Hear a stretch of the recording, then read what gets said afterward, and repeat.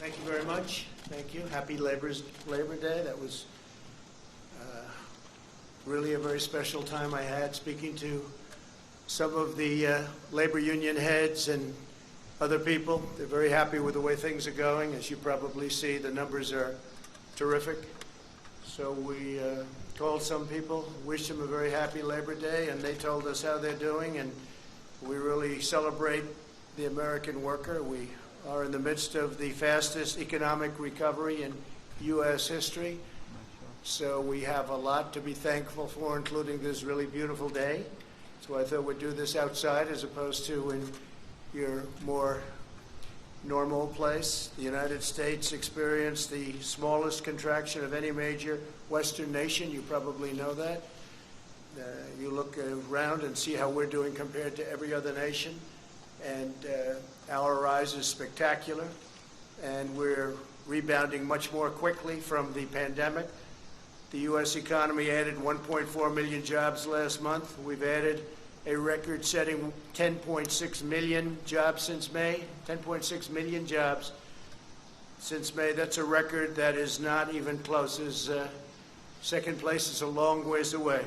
In July, the Congressional Budget Office was projecting unemployment over 10.5% through the end of 2020. So they thought 2020, and maybe it would be a lot longer than that. Some projections where you'd go through the entire year, and that includes a lot of months in the following year, 2021. And instead, the unemployment rate plunged, really to the surprise of many, all the way down to 8.4% in August. And that's the second largest single-month decline on record, and we have the first. We have both of them. So we have the two number one declines, decline meaning positive, not negative. We're currently witnessing the fastest labor market recovery from an economic crisis in history, world history.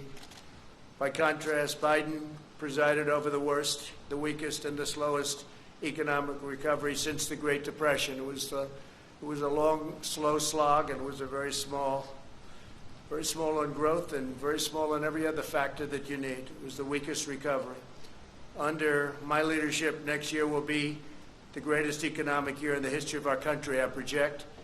And some people are starting to agree. We have a V shape. It's probably a super V. And you see what's going on with the stock market, where it's in certain cases already setting records. The NASDAQ has set 17 records already, and this is as we're hopefully rounding the final turn in the pandemic. First, we'll end the pandemic under Operation Warp Speed. We've pioneered groundbreaking therapies, reducing the fatality rate 85% since April. You don't hear that from the press very often. They don't like to talk about that. So the fatality rate, 85%. Think of that, since April. The United States has experienced among the lowest case fatality rates of any major country in the world. And we are an absolute leader in every way. Under my leadership, we'll produce a vaccine in record time. Biden and his very liberal running mate, the most liberal person in Congress, by the way, is not a competent person, in my opinion, would destroy this country and would destroy this economy, should immediately apologize for the reckless anti-vaccine rhetoric that they are talking right now, talking about endangering lives, and it undermines science. And what's happening is all of a sudden you'll have this incredible vaccine, and because of that fake rhetoric, it's a political rhetoric, that's all it is, just for politics, because now they see we've done an incredible job, and in speed like nobody's ever seen before. This could have taken 2 or 3 years, and instead it's going to be done in a very short period of time. Could even have it during the month of October. So contrary to all of the lies, the vaccine, that they're politicalized, they'll say anything. And it's so dangerous for our country, what they say. But the vaccine will be very safe and very effective, and it will be delivered very soon. You could have a very big surprise coming up. I'm sure you'll be very happy, but the people will be happy. The people of the world will be happy. Next, we'll return to unprecedented prosperity through our pro-American policies. We'll pass new tax cuts to boost take-home pay. We're going to be cutting taxes very substantially. We get it back through growth. We had tremendous growth until we got hit with the China virus. We'll continue our historic regulatory reduction campaign. We've, as you know, in 3.5 years, we've cut more regulations than any other administration, no matter how long, no matter what period of time you're talking about. We'll enact fair trade deals, and we're working on 7 major fair trade deals right now. And when I say fair, fair to our country, because our country was ripped off by every nation. Friend, foe, didn't matter. Every nation was ripping us off at a level that it's just unbelievable, to be honest. We're going to be expanding opportunity zones, and we will keep that going. It's been a tremendous program. I want to thank Senator Scott, South Carolina, for coming up with that whole concept, because he came up and I liked it right away, and it's really turned out to be a tremendous thing, especially for African Americans, Hispanic Americans. We'll continue to unleash American energy. We're #1 in the world, and we're totally energy independent right now. And in 2021, we'll create 10 million jobs at least in the first 10 months. Joe Biden, the radical socialist Democrats, would immediately collapse the economy. If they got in, they would collapse it. You'll have a crash the likes of which you've never seen before. Your stocks, your 401ks. Remember, it's the people that own these massive listed companies. A lot of people, rich people, not so rich people, and middle-income people, and those stocks will crash like you've never seen before. The Biden plan begins with a $4 trillion tax hike, and that will end everything, including growth. There won't be growth. There'll be total contraction. Biden's also pledged to demolish the U.S. energy industry and implement the same policies causing blackouts in California. He wants to have things lit up with wind. He'll have to talk to China, Russia, India, and lots of other countries, because they're not doing that. And if they're not doing it, it puts us at a tremendous economic disadvantage, and it doesn't work. You take a look at the blackouts in California. It's really rather amazing what's going on there. They've tried to go, and that's just with a small portion going that route. That doesn't work, and it can't fire up our big plants. We're going to have this great industry that we've created. Can't fire up our big plants. Biden's plan for the China virus is to shut down the entire U.S. economy. He's going to totally rely on somebody to walk up. Yes, sir, it's time to shut it down. He'd be laying off tens of millions of workers and causing countless deaths from suicide, substance abuse, depression, heart disease, and other very serious illnesses. Because when you do a shutdown, there's a problem on the other side. It's not just from the virus. You have a big problem with suicides, with losing your jobs, with all sorts of things. You just take a look. Depression is a massive problem. And, what happens is they turn to substance abuse, alcohol, drugs. So we can't do that. And then we'd have to give up all the gains that I've been talking about over the last 3 months. What we have done is incredible. We're setting records all over the world. No matter where you go, nobody has done what we've been able to do. So we're setting records in jobs, we're setting records in numbers, and you're going to see some very big numbers. Third quarter numbers are coming out right before a very special day, November 3rd. So you have the numbers coming out, and they're, I think, going to be fantastic. I think they're going to be fantastic. The best numbers of all, if somebody doesn't come along and raise taxes, double, triple, quadruple your taxes, will be the numbers from next year. But you're going to have a good third quarter number coming out. And I think it's going to be hard for even the media to disparage that number. Biden wants to surrender our country to the virus. He wants to surrender our families to the violent left-wing mob. And he wants to surrender our jobs to China, our jobs and our economic well-being. I've taken in billions and billions of dollars from China. No other president's done what I've done. I've given much of it to the farmers. I've given it to farmers, manufacturers, but I've given most of it to the U.S. Treasury. Nobody's done that. We haven't taken in 10 cents from China ever. They targeted our farmers, and I targeted them. And I gave $28 billion to our farmers. Our farmers wouldn't be existent right now. Right now, they're very happy. In fact, they're setting records on purchases. China is purchasing more corn than they've ever done. Record purchase of corn and soybeans, beef, because they know I'm not happy with them. They know I'm not happy at all.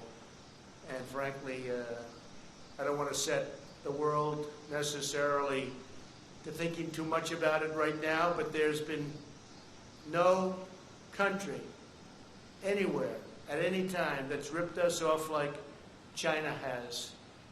We lose billions and billions of dollars for years and years, decades.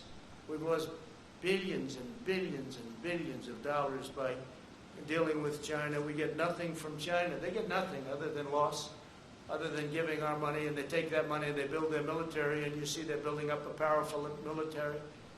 And it's very lucky that I've been building ours up, because otherwise we'd be dwarfed right now by China. It would be a terrible thing, terrible thing. We're way ahead on the nuclear front. We've upgraded our nuclear. Hope to God we never have to use it. But we would be in a position that we are not in right now. But China's spending the money we give them to build up their military.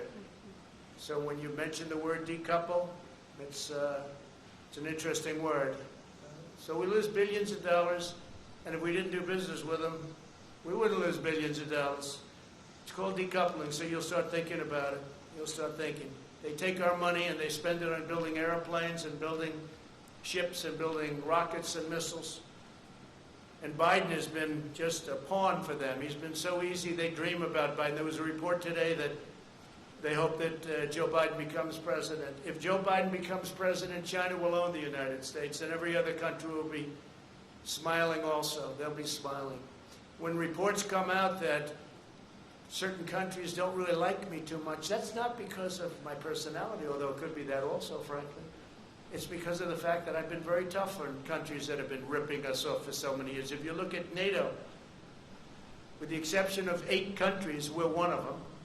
Every country is way behind. They're delinquent, especially Germany, in paying their NATO bills. That means we end up paying it, and we're not doing it. I told them, we're not doing it.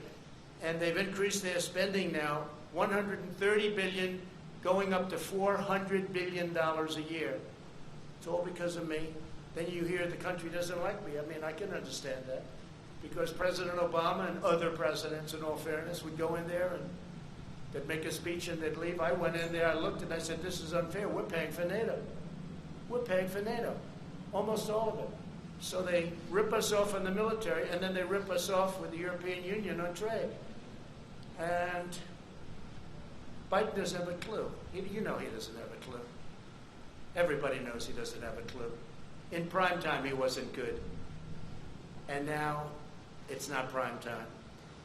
He spent 47 years sending American jobs to China, to Mexico, and to other countries while collecting millions of dollars in campaign and super PAC contributions from global corporations that got rich by making American workers poor. His son, where's Hunter?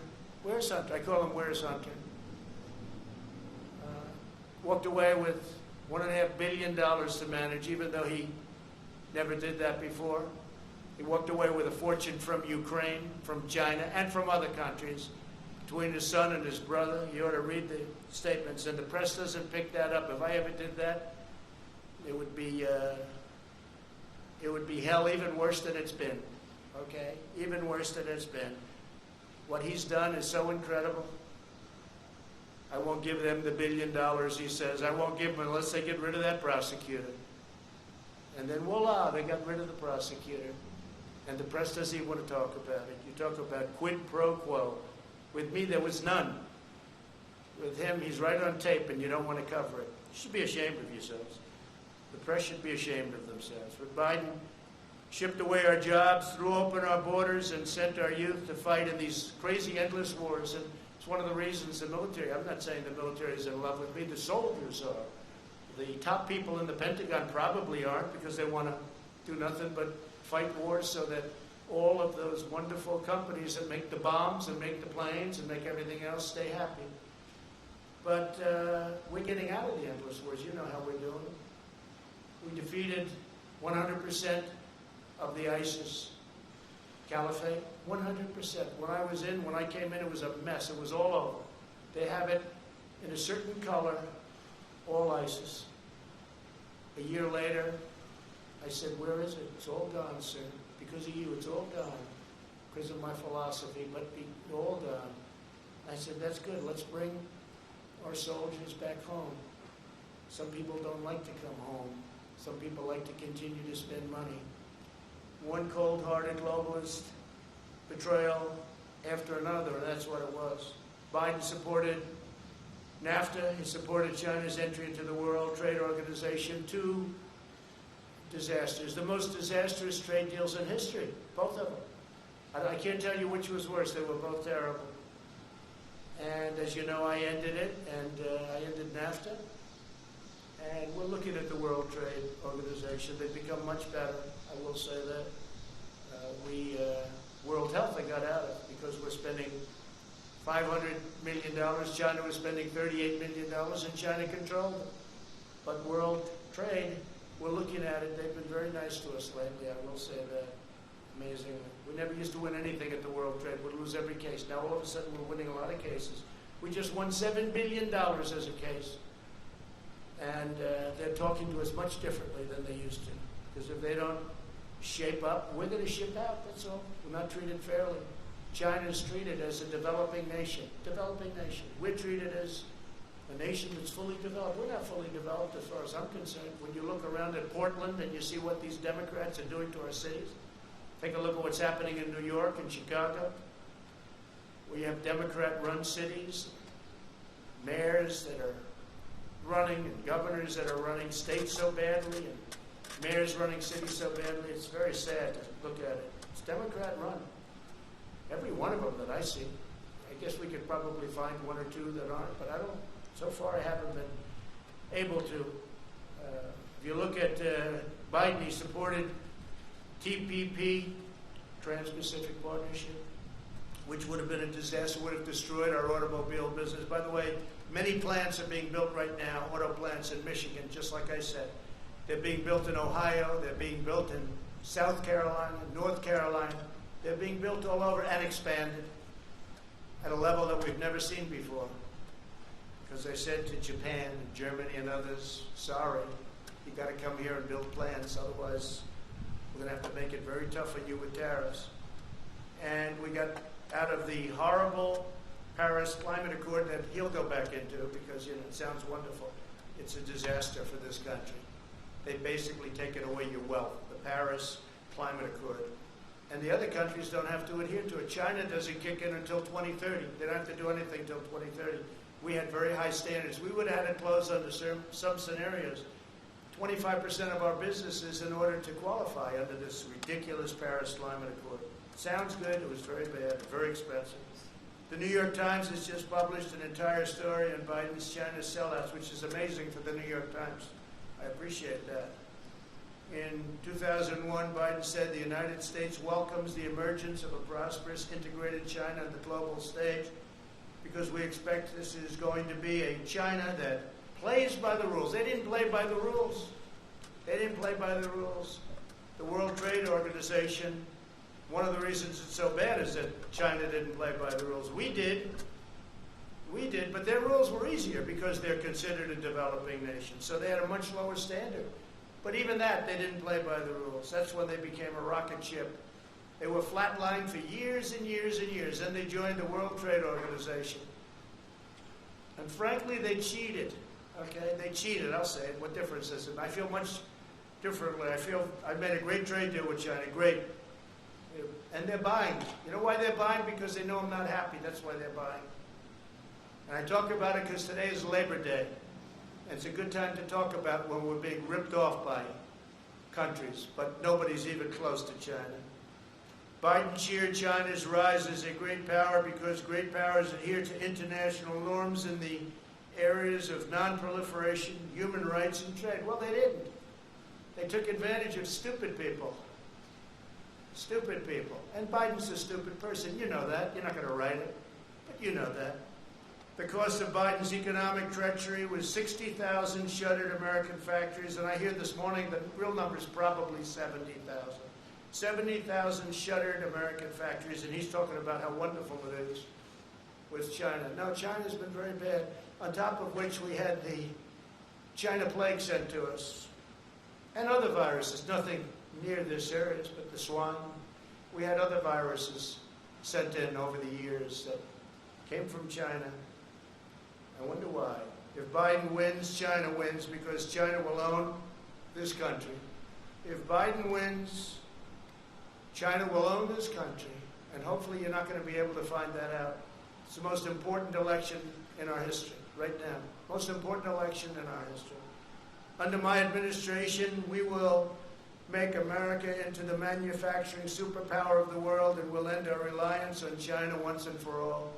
Whether it's decoupling or putting in massive tariffs like I've been doing already, we're going to end our reliance on China because we can't rely on China. And I don't want them building a military like they're building right now. They're using our money to build it. We'll manufacture our critical medical supplies in the United States.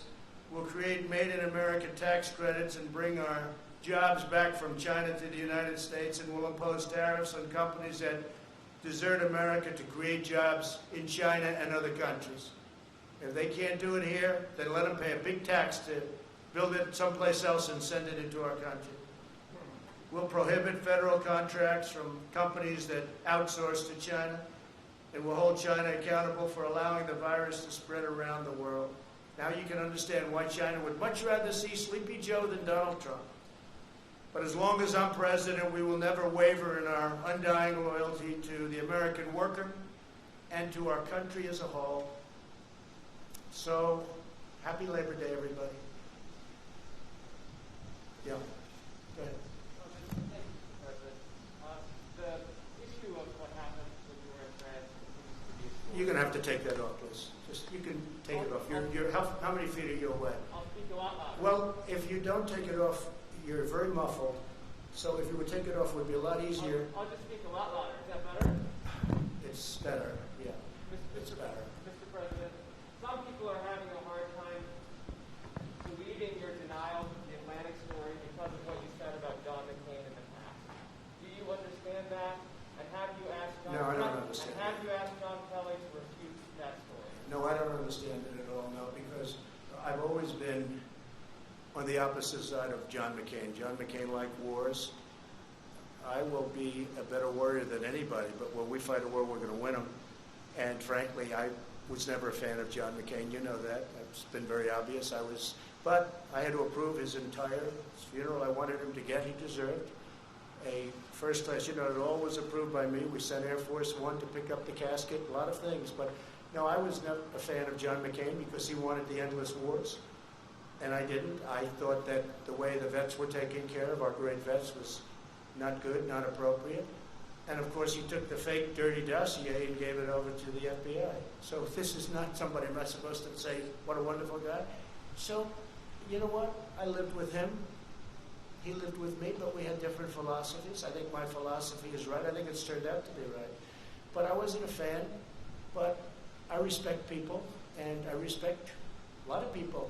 That doesn't mean I necessarily have to agree with them, and I didn't agree with him on a lot of things. The story is a hoax written by a guy who's got a tremendously bad history. The magazine itself, which I don't read, but I hear it's just totally anti-Trump. He's a big Obama person. He's a big Clinton person. And he made up the story. It's a totally made-up story. In fact, I was very happy to see Zach Fuentes came out and said, now I think that's number 15. And these are people that were there. That's the 15th person, General Kellogg. Everybody that was there knew what happened. And so I was happy to see that Zach came out and said it's not true. It just came out. And it's a disgrace. Who would say a thing like that? Only an animal would say a thing like that. There is nobody that has more respect for not only our military, but for people that gave their lives in the military. There's nobody, and I think John Kelly knows that. I think he would know that. I think he knows that from me. But Zach Fuentes says, worked for John.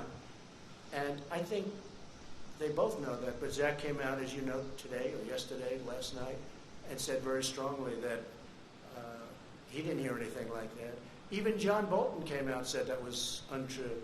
Now, what was true is that we had the worst weather. I think it was as bad a rain as I've just about ever seen. And it was a fog. You literally couldn't see. I walked out. I didn't need somebody to tell me. I walked out. I said, "There's no way we can take helicopters in this. I understand helicopters very well." And they said, "No, sir, that's been canceled." They would have had to go, Secret Service, I have the whole list. They would have had to go through a very, very busy section during the day of Paris. They would have had to go through the city. The Paris police were asking us, please don't do it, because they're not ready. When you do that, you need a lot of time. They take days and days and days to prepare for that. I wanted to do it very badly. I was willing to sit in the car for 2 hours, 3 hours, 4 hours. I didn't care. It didn't matter. And I had nothing else to do. I went there for that. I had nothing else to do. It was ended because of the terrible weather, and nobody was prepared to go through, in terms of Paris, the police, the military, and the Secret Service. And they came out very strongly and said, "Sir, we can't allow you to make this trip." If I wanted to, "Sir, we can't allow you," from a safety standpoint. It was a phony story, just like the dirty dossier, the fake dirty dossier, just like the Russia collusion, just like all of the other phony stories. And there'll be more phony stories. But I do appreciate Zach coming out. But Zach now is the 15th person that's denied it. Zach now, I think, also talked about the weather aspect of it, and he's probably the 14th or 15th person that blamed it on weather. So that's enough of that. Yes, please.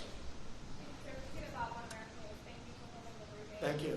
We're seeing judges, most recently in Detroit, limit police ability to use non-lethal force.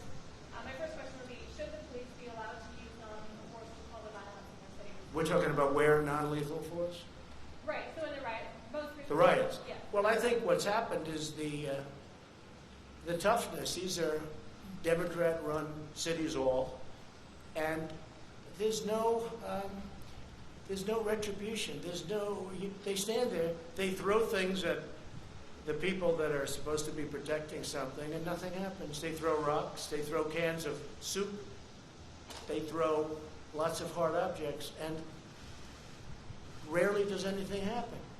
But I've told, when we have the federal in there, as you know, I told the U.S. Marshals to go get the man who killed another man, and they know who it was, and you have to arrest him. You have to arrest him. After 2.5 days, they didn't arrest him. The U.S. Marshals went in, and it ended up being a gunfight, and the man was killed. But this is a man that had a bad record, and there's a man that killed a man in the street. I mean, I witnessed it. Most people witnessed it. And the U.S. Marshals went in. They weren't playing games. They can't play games. If somebody is breaking the law, there's got to be a form of retribution. I watch so often when I watch some of the areas that we're talking about. Now we have Rochester. That's, again, Democrat governor, Democrat mayor, all Democrats, every one of them. And it always will be. I was with the governor of Texas. He looked at me and said, "I can't imagine how they allow this to happen." And, it's different. It's different. I could talk about other governors saying the same thing. Yeah, please, go ahead. Follow up on that. We're also hearing reports of groups like Antifa and Black Lives Matter traveling around the country, leaving their home cities to go riot and protest in other cities where they're holding families. Do we expect to see prosecutions or charges in the Department of Justice for those traveling to that purpose? So we have now over 1,000 people, federal, in jail. We're prosecuting many people. A big thing was when I signed the law putting people in jail if you knock down monuments. That was 3 months ago. There hasn't been a federal monument knocked down in 3 months or even thought about it. I don't think they've even thought about it. So that's had a very big impact, very big impact. But yeah, we're going around, and the nice part is you people see those people up there, they take nice pictures of everybody, so we don't even have to bother. We can use the news photos. We had a photo right over there of Andrew Jackson, the monument. He was getting ready, and this guy was a big, brave guy, and he was up like this, and he was showing off to all his friends. And he got arrested. So did a lot of other people get arrested. And I would say we have the ultimate proof. Now, in that case, we got there before they ripped down the statue of Andrew Jackson, which is so beautiful, which is right over there. But they never got it. But right after that, I signed an order saying you go to prison for 10 years. And as soon as I signed that order, that was the end of the statues coming down. But they have other ideas. They've got plenty of ideas. They're not at want for ideas. Please, go ahead. Mr. Spun, David Spun from Fox News. Mr. President, thank you for taking my question. Sir, you talked a lot about the economy and touted the economy. 3 weeks ago in Bentonville,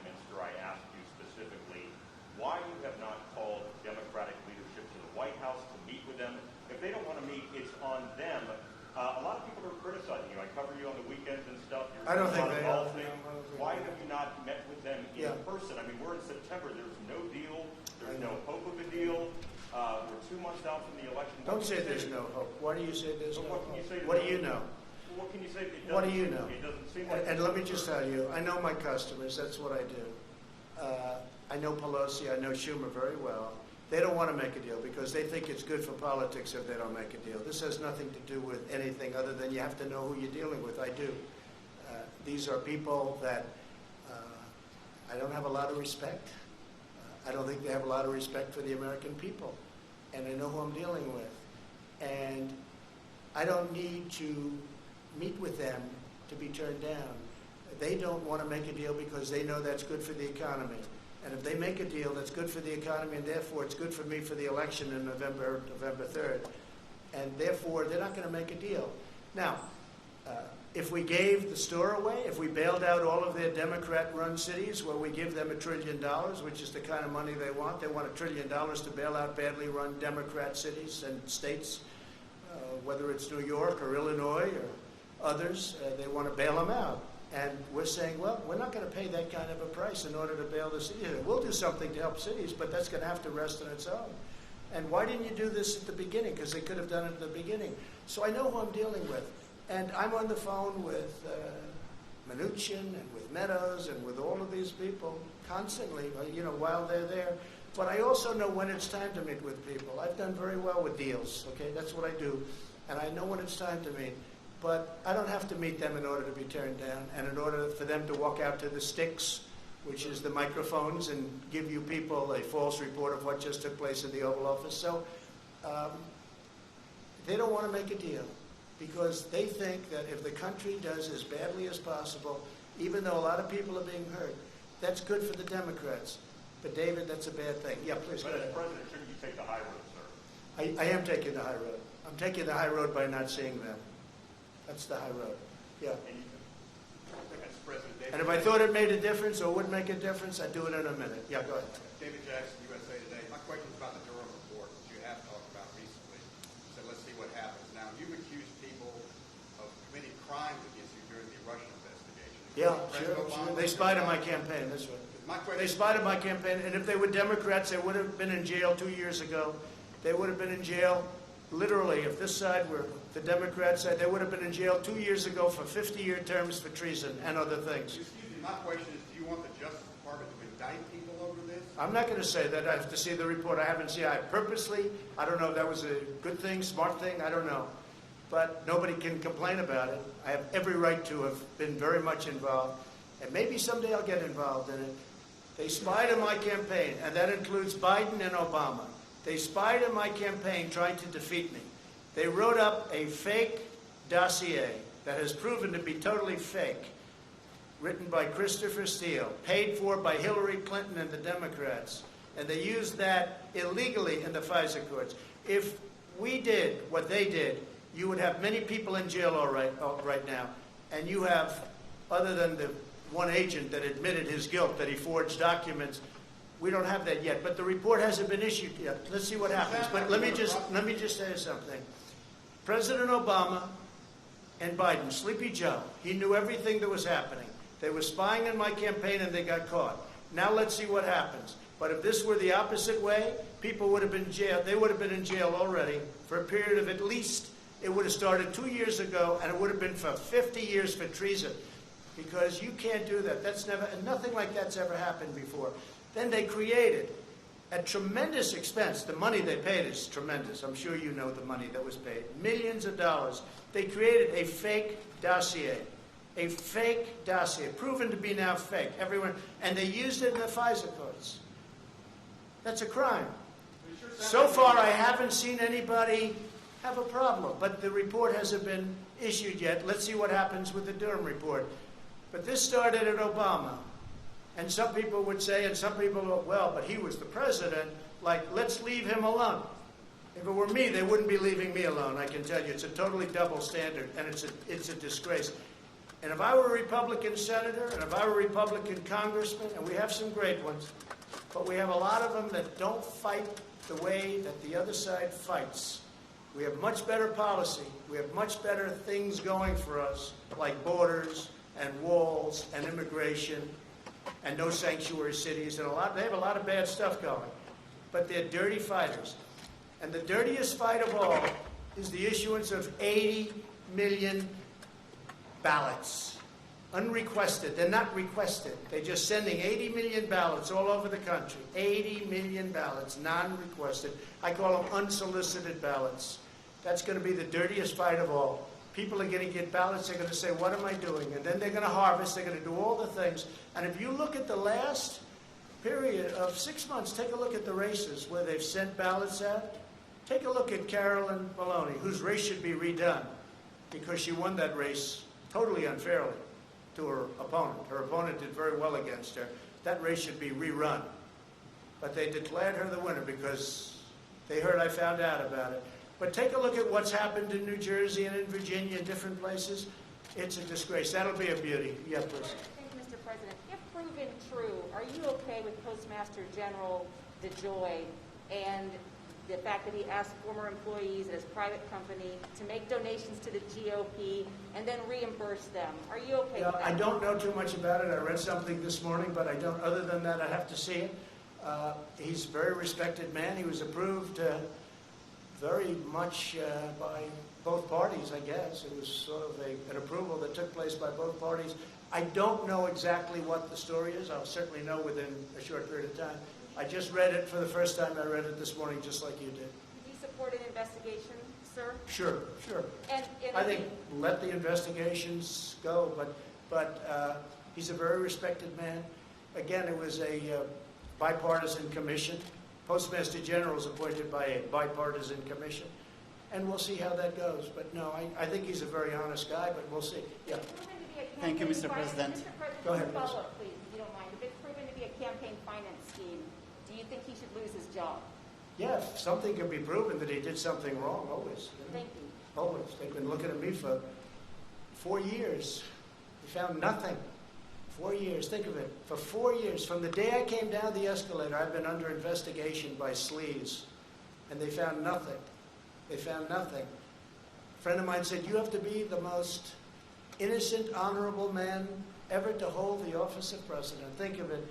They spent just Mueller alone. He spent, I guess the real number turned out to be $48 million, but whatever it was, many, many millions of dollars. They had 18 angry Democrats looking. They had FBI agents all over the place. They had and they have no collusion. Friends of mine have said, sophisticated friends have said, you've got to be the most innocent guy ever to hold this office. And there's a lot of truth to that. Yeah, please. Thank you, Mr. President. After Navalny poisoning, Chancellor Angela Merkel of Germany is under pressure to cancel Nord Stream 2 pipeline from Russia to Germany. Would you support such a move? Do you Sure. think the project should be canceled? Sure. Well, I've been supportive of that. I was the first one that brought it up. You never heard of Nord Stream 2 until Trump came along. When I came along, I said, wait a minute. We're protecting Germany from Russia, right? NATO. We're protecting Germany from Russia. Germany's paying Russia billions and billions of dollars to get their energy, and the real number is probably 60 to 70% ultimately of their energy is going to come from Russia. And I said this for years that nobody talks about it. One of the many things between sanctions and all of what we've done for Ukraine relative to what the past, that they used to send pillows and we sent tank busters. But I brought that up a long time ago. Russia's unhappy that I brought it up. But you never heard of Nord Stream 2. Nobody did until I got elected. And I said, why is Germany making a deal to give billions of dollars to Russia, and then we're protecting Germany from Russia? How does that work? And then on top of it, Germany is delinquent because they're only paying a little more than 1%, and they're supposed to be paying 2%, and even the 2% is low. But just remember, Trump, me, I got the countries of NATO spend $130 billion going to $400 billion a year. Think of it, $400 billion a year more for NATO. And the purpose of NATO primarily is Europe protection against Russia. Now they can use it for other, I guess, and they have a little bit in the Middle East, et cetera, et cetera. But I'm the one that did that. So But nobody talks about that. Nobody talks about Nord Stream 2. The answer is absolutely if they feel that something happens. But I don't know that Germany's in a position right now, because Germany's in a very weakened position energy-wise. They're closing all their plants. They're closing their nuclear. They're closing their coal. They're closing a lot of plants. And they have put themselves in a very bad position, frankly. Very, very bad position. Yeah, please. Can I follow up on Jeff Mason's question? Have you asked John Kelly to publicly refute the Atlantic and then perhaps... No, I have nothing against John. I have nothing against anybody, no. I was very heartened to see that a friend of his, because I know Zach is a friend of his and worked for him, I was very heartened to see that Zach Fuentes came out with the statement that he did, I guess, late last night, that it was not true. Can I ask another question? Mr. President, what exactly is un-American about federal government training programs that are aimed at improving inclusivity? Well, we're going to do a report. Yeah, I fired those people. They're all gone. And it was a disgrace, frankly. And we're going to give you a big report that's going to make you very happy. All right. Yeah, please. Thank you. Darlene Superville, AP. You said a moment ago, they'll say anything. You were talking about Joe Biden and Kamala Harris and their comments about the vaccine. You have a No, they say worse. They say negative. They say negative. They're going to make the vaccine into a negative so that when we have it, and I spoke to the head of Pfizer, I spoke to the head of Johnson & Johnson, I spoke to the head of the greatest medical companies in the world. We're doing great. We're going to have it soon. Wait a minute. So now what they're saying is, oh, wow, this is bad news. President Trump is getting this vaccine in record time. By the way, if this were the Obama administration, you wouldn't have that vaccine for 3 years. You probably wouldn't have it at all. So we're going to have a vaccine very soon, maybe even before a very special date. You know what date I'm talking about? Let me just tell you, wait. And what they're doing, because they think it is going fast, and if you talk to a lot of your sources, if you have sources, if you talk to your sources in the FDA, you'll see it's going very, very well. The numbers are looking unbelievably strong, unbelievably good. So now they're saying, wow, Trump's pulled this off. Okay, let's disparage the vaccine. That's so bad for this country. That's so bad for the world to even say that. And that's what they're saying it. But I watched Kamala's poll numbers drop from 15 to almost 0, and then drop out even before she ran in Iowa because people didn't like her. And I understand why. She will never be president, although I have to be careful because Obama used to say that about me, so I have to be a little bit careful. Right. But you have to look at her a little bit more closely because obviously Joe's not doing too well. So you're going to have to look at her a little bit too closely. But she's talking about disparaging a vaccine so that people don't think the achievement was a great achievement. I don't want the achievement for myself. I want something that's going to make people better, that people aren't going to get sick with. That includes therapeutics, where we're doing equally as well. Therapeutics. Go ahead. Your point is that what they're saying is that they're saying it for political purposes. Yes. You have asserted repeatedly that a vaccine will be on the market before the election. No, I didn't say they will. I said by the end of the year. The same thing that No, but you're not quoting me accurately. I said that vaccines will be on the market before the end of the year, but they may even be on the market. They may even be developed and fully developed, tested, everything else. You know, we have 30,000 people in just one vaccine right now under test in very, very highly infected areas. So we're going to be able to get a good result one way or the other very soon. So I didn't say what you said. What I said is by the end of the year, but I think it could even be sooner than that. It could be during the month of October, actually. Could be before November. But aren't you also saying that for political reasons? No, I'm saying that because we want to save a lot of lives.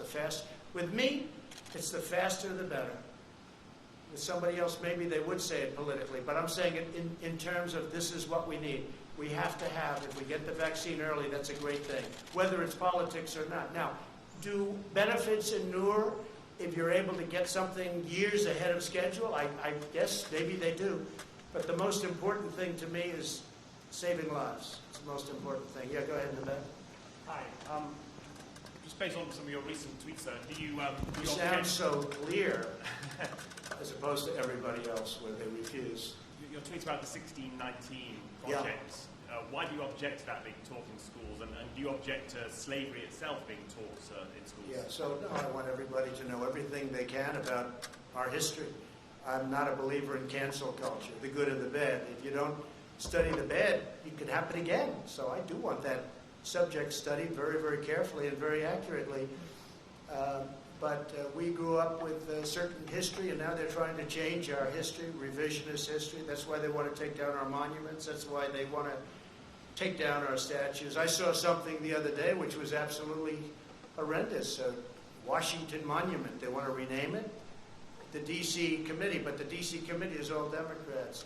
Abraham Lincoln, Thomas Jefferson. I mean, we're talking about, this is the big stuff now. This is the big stuff. And they want to rename it. They want to redesignate it. They want to take some down. No, we don't do that. Never going to happen with me, I guarantee you that. Well, I want to thank you all, and I just want to wish you a very happy Labor Day. And we're having tremendous success, whether it's on the vaccines, whether it's on the pandemic, the plague that came in from China that China should have never let happen, because I will never feel the same about China. And I just want to, again, wish you a happy Labor Day. Thank you very much.